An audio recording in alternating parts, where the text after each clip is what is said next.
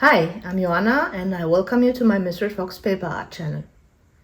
In today's video I'd like to show you how to make covers for the Japanese step binding. They look like this, and we'll use fabric for this.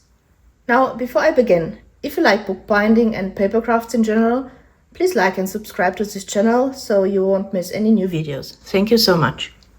Now for the materials, you'll need 2 pieces of fabric, 2 and 2 pieces of cardboard, 2 pieces of end paper, and a template. I will show you how to make this in a second.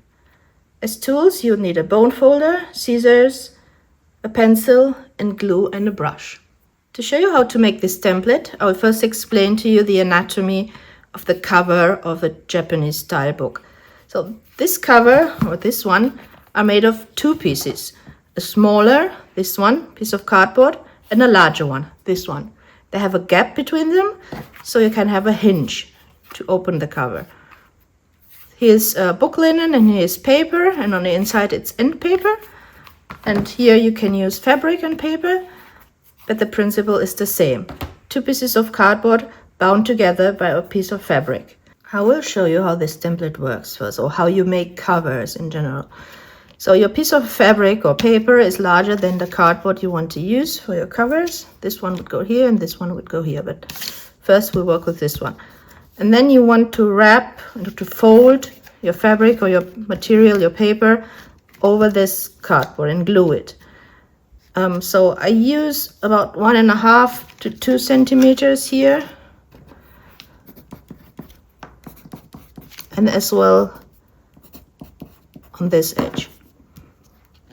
If I have these 2 and then I want to wrap these 2 around, I have too much material. It's too bulky here at the corners.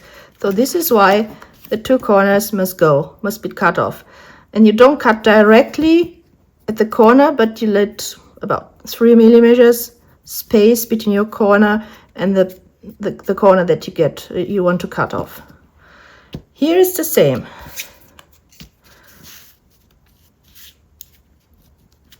After I've glued this, I want to flip this over. Again, at the corners it's too bulky. So these corners, the red parts, have to be cut off. And I didn't cut them off with a straight line, but with a curved line. I'll show you in a second.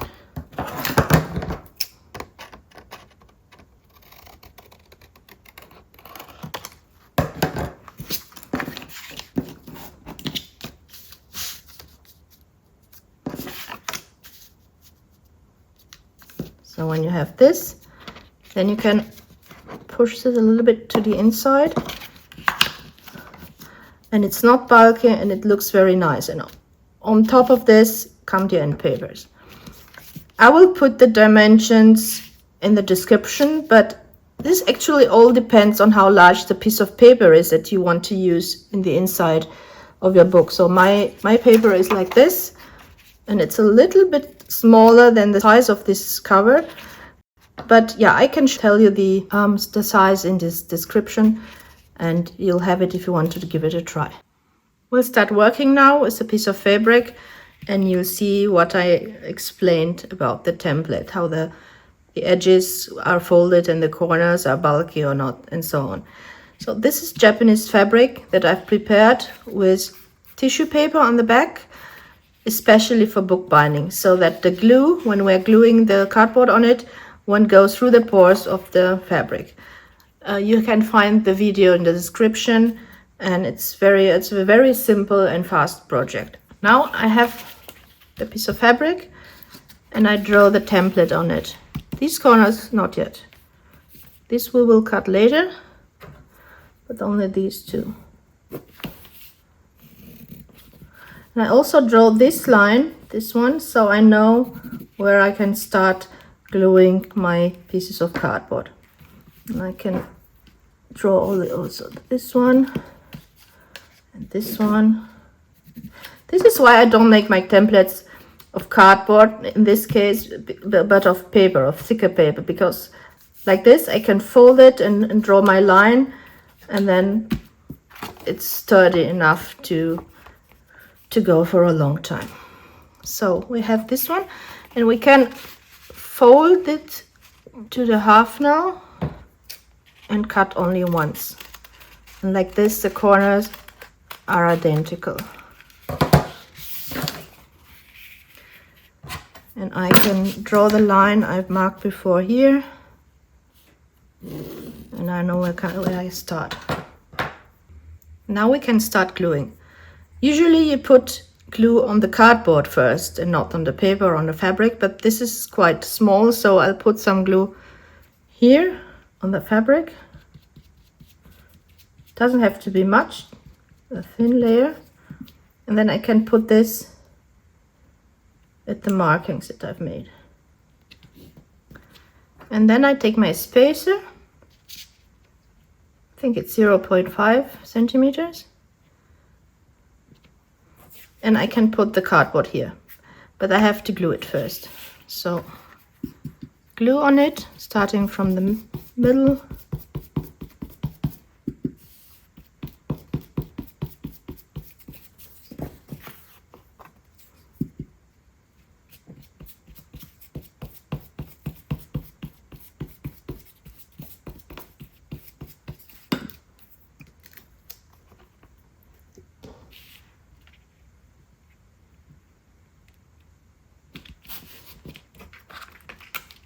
So we have this, put this away.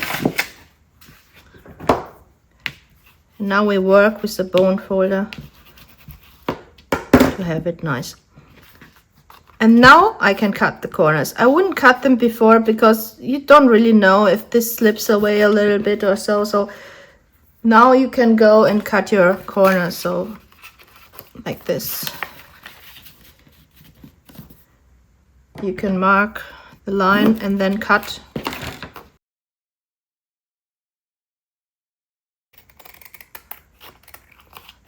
Or cut directly in a 45 degrees angle. Now it's time to glue the edges. Start with the long ones. And I don't put glue on the fabric, I put a little bit of glue here on the cardboard.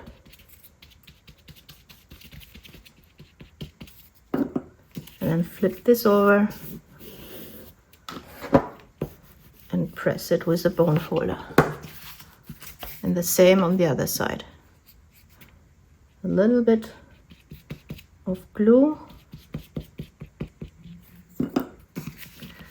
Fold it over.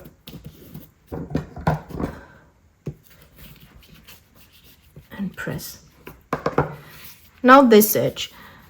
I wouldn't fold it directly. You have to push these two little corners a little bit to the inside and then you can flip it over. But first the glue.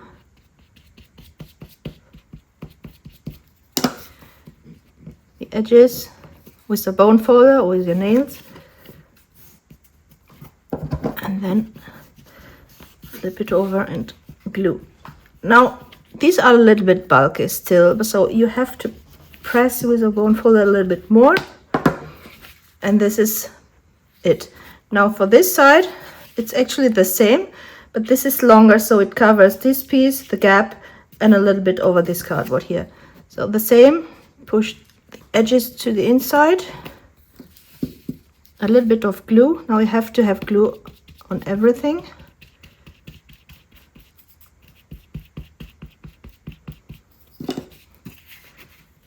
And then flip it over and work with a bone folder so that everything looks nice and neat.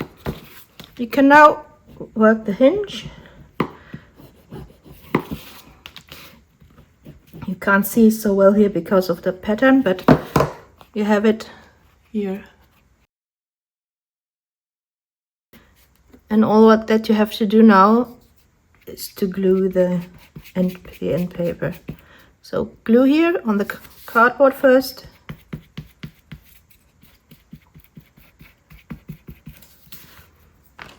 And then this is my end paper. And here I glue on the edges. So always from the inside to the outside. Don't need much, but just enough to cover the edges.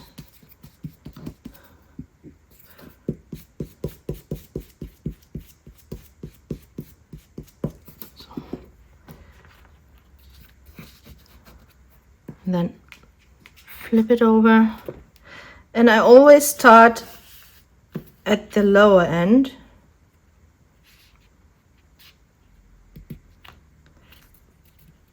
You have to see that it's more or less in the middle. Still have a little bit of time to adjust, and then go with a bone folder and press firmly on the edges as well, and here and here.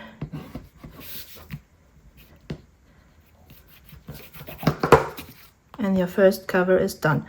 Now all you have to do is to put this in a book press, at least overnight, so it remains flat while drying. So now for the second one. Just the same. Put some glue here at the marking. Put this little strip of cardboard.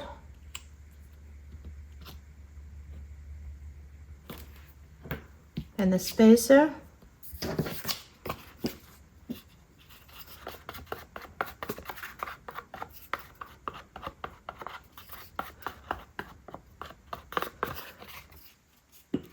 Then our larger piece of cardboard.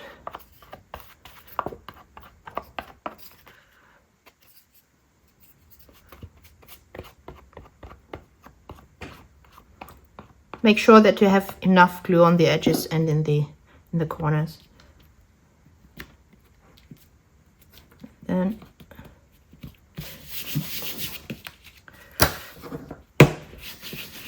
work with a bone folder. Cut your corners.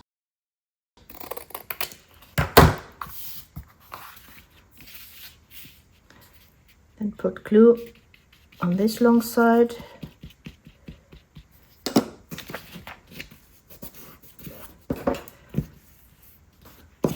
Then on this long side.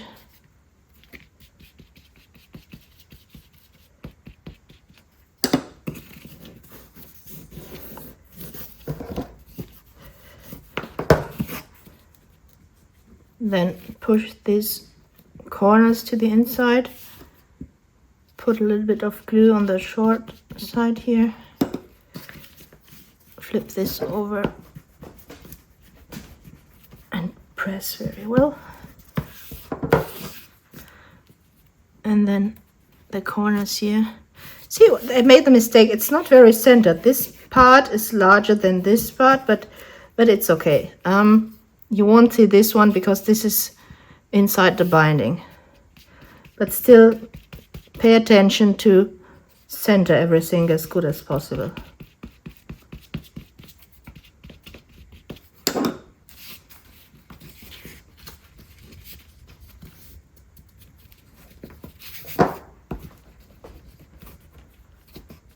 You can push a little bit here if there is too bulky. Yeah. And in the end, the end paper.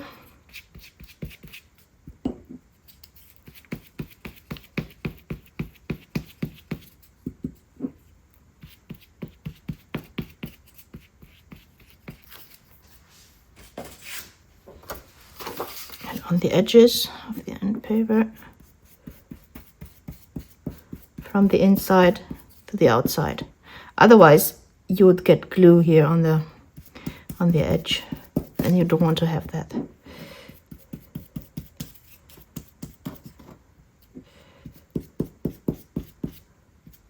And see that you have this pressed firmly on your surface so it doesn't slip and you don't have glue where you don't want to have it. So first, I start at the lower part, center it as well as possible, and then work with the bone folder.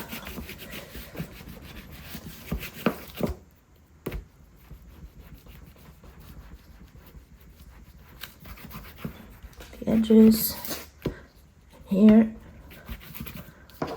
And this is finished and can go in the book press. No, it's not finished. I still have to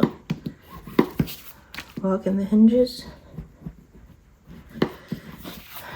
So, this is all. So we've made the 2 covers for notebook with Japanese step binding. They have to go into the book press now overnight or for 2 days. And in the next video, I will show you how to make holes here, how to prepare the pages, and how to bind everything. So you have a notebook with a Japanese step binding. Thank you so much for watching, guys. I hope you liked this video. And if so, please like it and subscribe. And I'll be back with more videos on bookbinding and paper crafting soon. If you have any questions, just write them down in the comments and I'll answer them as fast as I can. Thank you.